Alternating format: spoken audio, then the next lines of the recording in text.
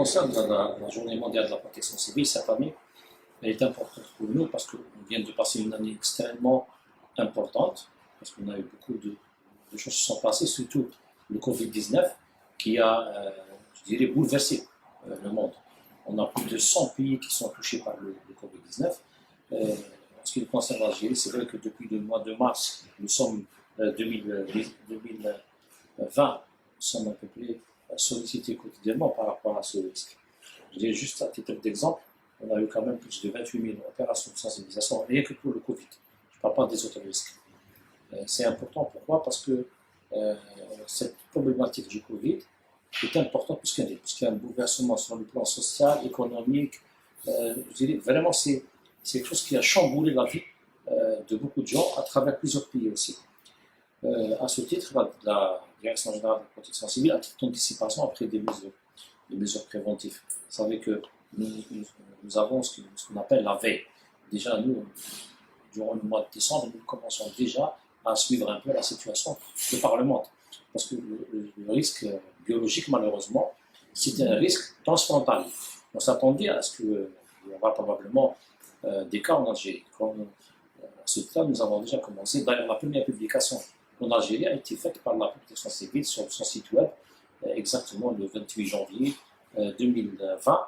Nous avons déjà alerté l'opinion publique surtout pour la nécessité pour les voyageurs de faire attention, particulièrement que ça s'est passé en Chine. Nous avons beaucoup de contacts économiques avec la Chine, beaucoup de voyageurs.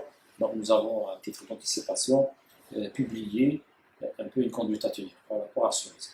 Puis nous avons formé en interne nos éléments à travers nos officiers biologistes pour sensibiliser un peu sur ce risque, surtout sur la conduite à tenir. Et dès bien sûr le premier cas, nous étions déjà préparés. Nous avons justement essayé de mettre en place un dispositif opérationnel qui puisse répondre un peu aux sollicitations de nos concitoyens en matière de prise en charge, parce que aussi sur la problématique de la prise en charge psychologique, parce que beaucoup de gens étaient inquiets, donc il y a eu des mesures qui ont été prises par le gouvernement à titre d'anticipation, donc la sollicitation a augmenté, surtout après justement les mesures prises en ce qui concerne le confinement.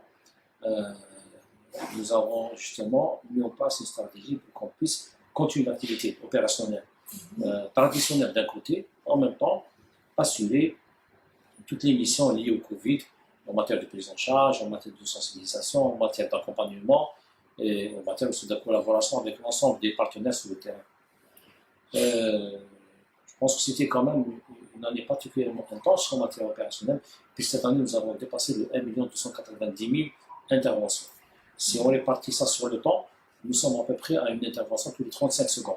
C'est énorme comme travail opérationnel. Ceci dit, il y a eu bien sûr malheureusement des cas chez nous. On a déploré quand même, malgré toutes les mesures que nous avons prises, 22 décès.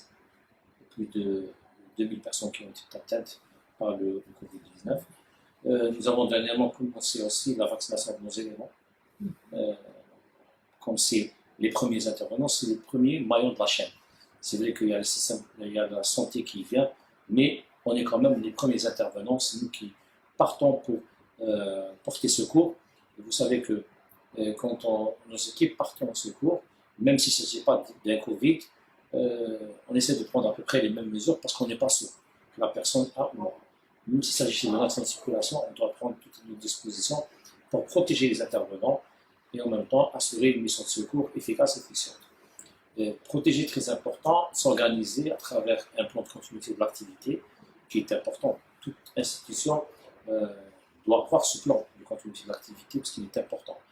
Il faut mettre en place une stratégie pour pouvoir être présent et bien sûr répondre à l'énorme nombre d'appels de secours parce que nous avons des citoyens qui appellent, qui ont besoin de secours, mais aussi d'autres citoyens qui appellent pour avoir un renseignement, pour un peu être rassurés. Donc on essaye d'être présent et d'être au service de nos concitoyens.